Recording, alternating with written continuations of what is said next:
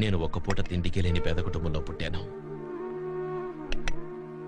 ఆకలితో ఉండి పక్కింట్లో అన్నం వండుతున్న వాసన వస్తూ ఉంటే అది పీల్చుకుని కడుపు నింపుకునేవాణ్ణి.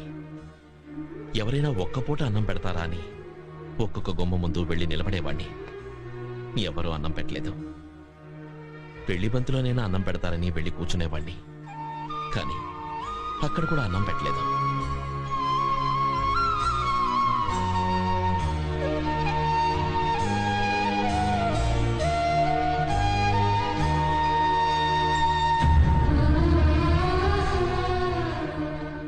అప్పుడు నన్ను ఆదరించింది ఈ రాగి ముద్దే. ఆ రోజే తెలుసుకున్నాను నాలాంటి పేదవాడికి ఇదే శాశ్వతమని. నువ్వన్నట్టు బంగారు పళ్ళెంలో పంచభక్ష ప్రమాణాలు తినచ్చు, కానీ అదంతా డబ్బున్నంత వరకే. అందుకే డబ్బు ఉన్నా లేకపోయినా ఎప్పుడూ ఒకేలా ఉండాలని నిర్ణయించుకున్నాను.